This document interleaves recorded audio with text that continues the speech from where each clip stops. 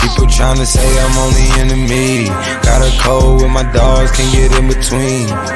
I can give them life, no more energy. Amen. What's up, everybody? We're back with the promo parlays. For those who are new, basically what we're doing is all these sportsbook throw promos at us every day, and I can't even imagine how many people don't use them, don't even realize they're there. But even if you only use those promos, you have plenty of plays, you can make plenty of money. So what me and JJ are here to do is we're going to activate all these promos in these videos every day and make some plays for you guys. In the last video, we did a no sweat bet.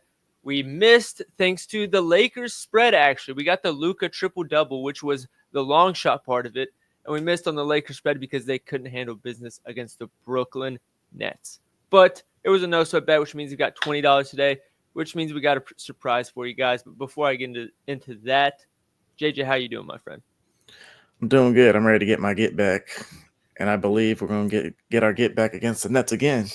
Oh yeah, I forgot we got to talk about him. So we'll get into it. And the special surprise, I won't give it to you guys. I'll tell you what it is, but we'll actually do the surprise later. Is we're doing a YouTube ladder challenge for you guys. And for those who don't know, it's when we try and turn $20 into $4,500 in 7 days by tripling our money on plus 200 plays and only rolling over the profit. With this method, as long as we hit day one, we break even. And even if we lose later on, we can still profit. So that's what we're going to do. But before I do that, we do have some boosts over on DraftKings that they're allowing us to use today. 33% boosts. I'm assuming everybody has different limits. For us, it's $20, and that's what we're going to track it at. And we're actually only going to use one of these boosts today, and we're going to make a game line parlay for you guys. So let's get into that. Here's the slate we got today, and there's 8 games, a lot of back-to-backs. I think there's some games that we can just take off the board immediately.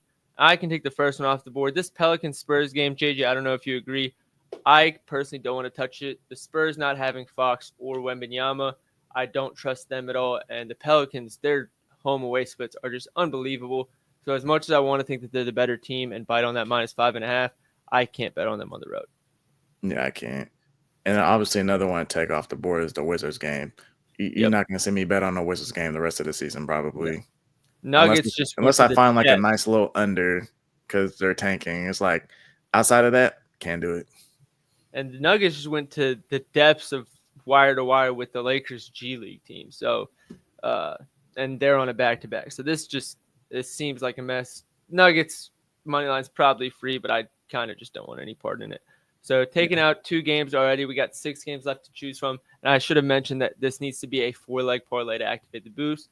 So you got to choose 4 of these next 6 games. JJ, is there any that either sticks out to you in terms of wanting to bet it or not wanting to bet it? I say Pacers and Bucks, definitely need a little rematch there after Tyrese hit the little Peter Griffin fadeaway 3. Where are you leaning on it? I got Bucks getting their get back today. Okay, I'm glad we're on the same page because if I had to choose one on this list, it would be the Bucks. So you can just, they have such a deep hatred for the Pacers. And after that last game, the Pacers are probably a little cockier than they should be. Bucks going back home, I feel like it's staring you in the face. The next one that I'd be willing to talk about is this Thunder and Pistons game. I think this is a short spread, mainly because Jalen Williams and Chet are out. However, we're talking about the Oklahoma City Thunder. They have 5 guys coming off the bench. Their garbage time guys are probably starting on half the NBA teams. Yeah, that team is very good. With Shea and Hartenstein both on the floor and Chet and J-Dub off the floor, they have a plus 15 net rating. That would still lead the league by multiple points. So I don't think this – I know like you can't put them at 10.5 against a good Pistons team with the injuries, but I still feel like they should be handling business here. Put Aaron Wiggins and Cason Wallace in there, and they'll take care of business just fine. Yep, I agree. What else you seeing?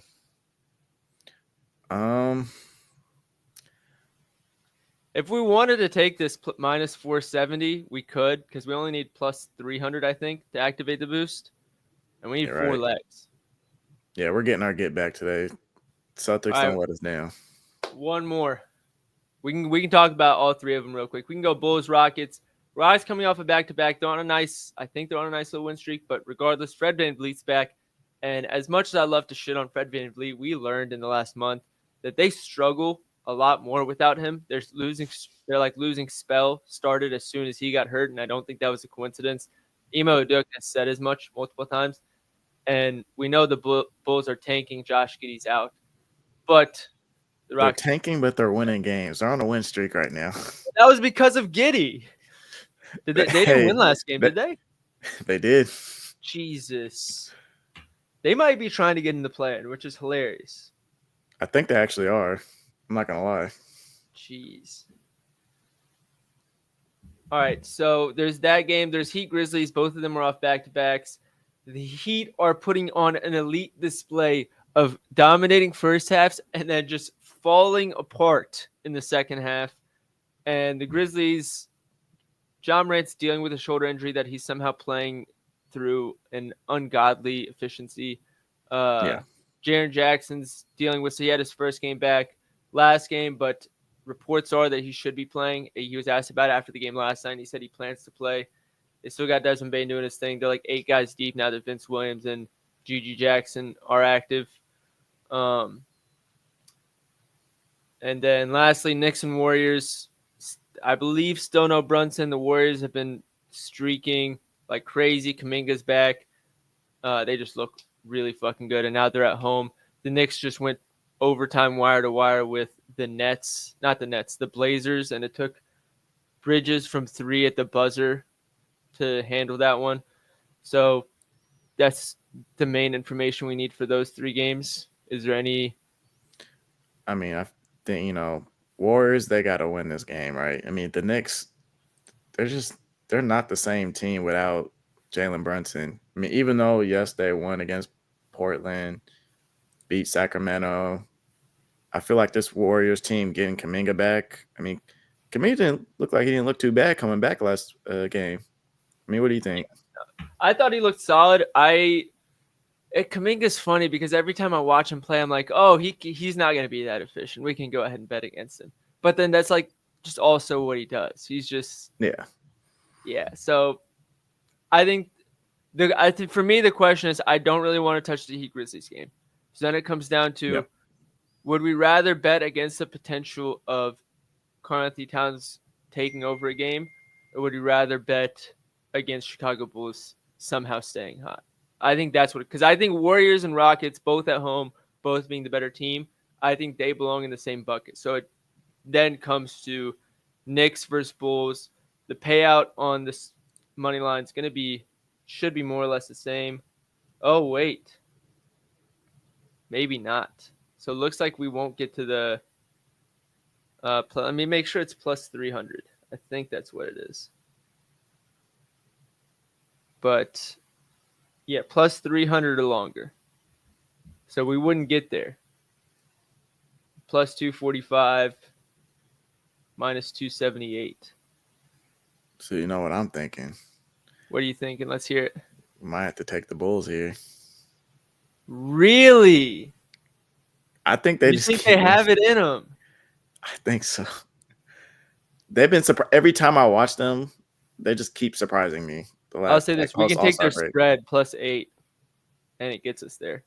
Yep, I'm with that. Or we can take it. Let's see what their alt spread is, or how high we can get their alt spread. 10.5, we're there. 11.5, we're still there. 12.5. No, we're good. 11.5 it is. Bulls 11.5. Ooh, interesting. I was not expecting that out of you. I know.